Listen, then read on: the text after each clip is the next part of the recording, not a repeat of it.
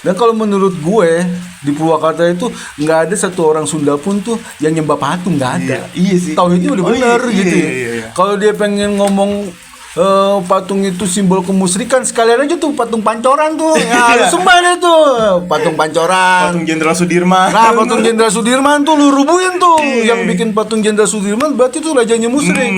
Patung Tugu Tani, patung Selamat Datang. Iya. Gitu. Jadi kalau mau ngomong kayak gitu tuh ya mesti mikir-mikir dulu pakai otak lah gitu.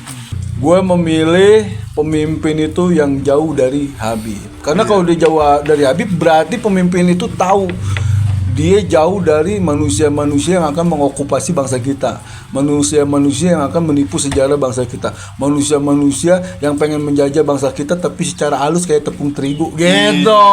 Jadi keren lah buat siapapun yang memusuhi Habib, gue dukung. Pala jadi kaki, kaki jadi pala, maju. Siapa? Wah, gue mah Deddy Mulyadi lah. Kayaknya sih dia tuh bener-bener santri, bener-bener Islam gitu, bener-bener nolong rakyat kecil gitu, bener-bener. Nah, gue percaya sama omongannya Pak Kiai, siapapun yang dekat sama Habib berarti mempunyai mental yang sama, mental dawir, mental menjajah umat, mental ngebohongin umat, mental ngerugiin pokoknya. Mental ngerugiin. Jadi emang satu spesies itu tuh akan cocok dengan spesies yang lainnya karena faktor frekuensi. Nah kalau misalnya ada pejabat dekat sama Habib, yakin gue pasti ngedawir umat. Itu aja bukan aja sih. Iya benar. Oh iya Pak, mau nanya nih. Kan kita tinggal di Jawa Barat nih ya. Nah, ntar bentar lagi kan ada pilkada nih. Oh bakal milih siapa? Gue, pilihan gue. Gue mau ngikutin Pak Kiai. Siapapun yang tidak berafiliasi sama Habib, kalau syukur-syukur tuh yang berkonfrontasi sama Habib, itu yang gue pilih. Siapa tuh? Satu-satunya yang berkonfrontasi sama Habib ya Kang Deddy Mulyadi. Deddy Mulyadi bukannya waktu pas itu pernah kontroversial ya? Yang kalau nggak salah tahun berapa gitu. Sampai sempat Sultan juga pernah nggak suka sih sama dia. Soalnya kelihatannya musyrik, ngebangun patung-patung waktu pasti lagi ngejabat jadi Bupati Purwakarta gitu. Terus gimana itu? Nah, gini, biasanya tuh kalau orang yang ngatain dia musyrik, dia tuh yang aslinya musyrik tuh dia, gitu. Makanya kan sekarang kan si Bahar bilang dia tuh rajanya musyrik. Dulu tuh Kang Deddy Mulyadi tuh pernah di framing juga kan, waktu dia jadi bupati itu bikin patung-patung ya, kayak patung Werdukoro, patung Bima, patung Gatot Kaca. Itu kan sebenarnya budaya di Indonesia. Dan kalau menurut gue di Purwakarta itu nggak ada satu orang Sunda pun tuh yang nyembah patung, nggak ada. Iya sih. Tauhidnya udah bener gitu. Kalau dia pengen ngomong patung itu simbol kemusyrikan, sekalian aja tuh patung pancoran tuh. Ya, lu sembah deh tuh patung pancoran. Patung Jenderal Sudirman. Nah, patung Jenderal Sudirman tuh lu rubuhin tuh. Yang bikin patung Jenderal Sudirman berarti tuh rajanya musyrik. Patung Tugu Tani, patung Selamat Datang. Gitu. Jadi kalau mau ngomong kayak gitu tuh ya mesti mikir-mikir dulu pakai otak lah gitu. Itu kan budaya Indonesia kayak Werdukoro, kesenian Bima, ya. Bukan kesenian, budaya.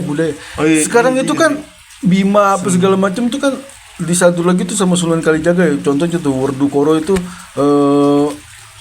ternyata kan karangannya Sunan Kalijaga tuh. Jadi Bima yang ada di Indonesia sama Bima yang ada di India tuh beda gitu.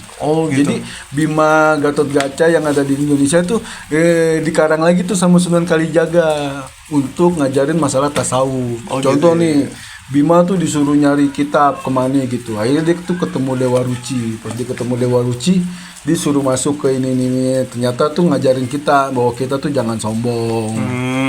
Kita jangan ngerasa diri kita tuh gede. Makanya tuh di antara Pandawa 5 tuh Bima itu tuh sosok yang paling tinggi spiritualnya.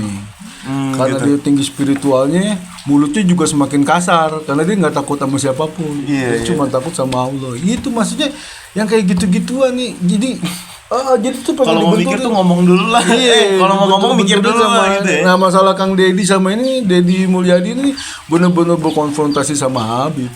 Ribut sama dia nggak seneng gitu. Dan dari dulu juga Deddy Mulyadi ini diresain sama Rizik Sihab. Dulu kan pernah tuh si Rizik tuh ngomong, Kang Deddy ngomong sampurasun ya, si Rizik ngomong campur racun, akhirnya ribut berantem apa segala macam. Bukannya ini apa segala macam, malah ngajakin orang yang Sunda perang kan. Ayo mau perang di mana? Pakai basoka, pakai ini. Ya lu perang aja kalian ngumpet lu bangke emang. Sekarang mah gini ya. Yang turun pribumi lagi. Nenek kan ngajinya tuh di PKS. Kemarin papa ngobrol tuh sama nenek. Nenek kalau pemilihan Gubernur Jawa Barat milih siapa? Wah gue mah Deddy Mulyadi lah. Kayaknya sih dia tuh bener-bener santri, bener-bener Islam gitu, bener-bener nolong rakyat kecil gitu, bener-bener. Nah gue percaya sama omongannya Pak Kiai, siapapun yang dekat sama Habib berarti mempunyai mental yang sama, mental dawir, mental menjajah umat, mental ngebohongin umat, mental ngerugiin pokoknya. mental ngerugiin. Jadi emang satu spesies itu tuh akan cocok dengan spesies yang lainnya karena faktor frekuensi. Nah kalau misalnya ada pejabat dekat sama Habib, yakin gue pasti ngedawir umat. Itu aja makanya sih sesimpel itu. Iya benar. Simpel itu. Nah kalau ada pejabat yang konfrontasi sama Habib jauh dari Habib apa segala macam, berarti tuh pejabat itu benar-benar tuh sayang sama rakyatnya, sayang sama umat. Jadi buat gue sih kayak kalau sekarang ini nih gue cocok sama Kang Deddy Mulyadi. Bukan masalahnya gue dibayar apa kagak gue mah kagak ada urusannya sama bayar nggak bayar.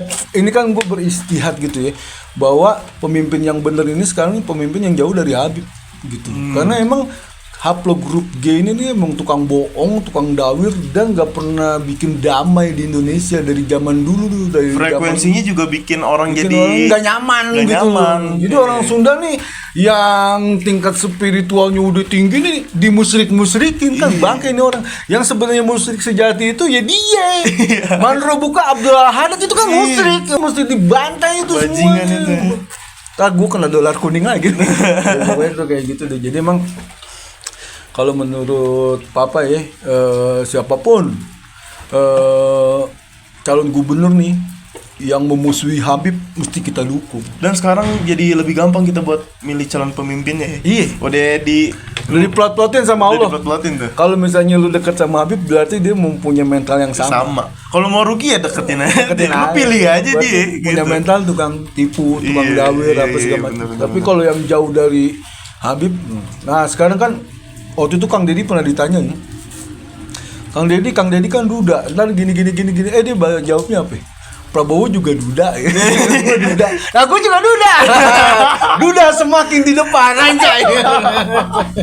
Jadi emang biarlah para duda-duda ini nih yang memimpin bangsa, karena dia nggak bakal dikerecokin sama perempuan gitu. Iya. Jadi emang kalau Fokusnya nggak terbagi gitu fokusnya ya. nggak terbagi, bener-bener buat bangsa. Buat umat. Emang udah waktunya tuh para duda ini nih memimpin bangsa tanpa intervensi dari perempuan. Anjay. Satu-satunya pemimpin itu. Satu-satunya pemimpin nih. Duda semakin dirubah ya, tak ke depannya juga pasti ya ada pasangannya lah gitu. Iya. Ya itu gitu aja dari gue. Bang Zai ini masalah pilihan pilkada ya. Gue memilih pemimpin itu yang jauh dari Habib. Karena kalau dia jauh dari Habib berarti pemimpin itu tahu dia jauh dari manusia-manusia yang akan mengokupasi bangsa kita, manusia-manusia yang akan menipu sejarah bangsa kita, manusia-manusia yang pengen menjajah bangsa kita tapi secara halus kayak tepung terigu gitu. Jadi keren lah buat siapapun yang memusuhi Habib, gue dukung. Pala jadi kaki, kaki jadi pala, maju. Jadi kita itu gue Bang Jani. Assalamualaikum warahmatullahi wabarakatuh.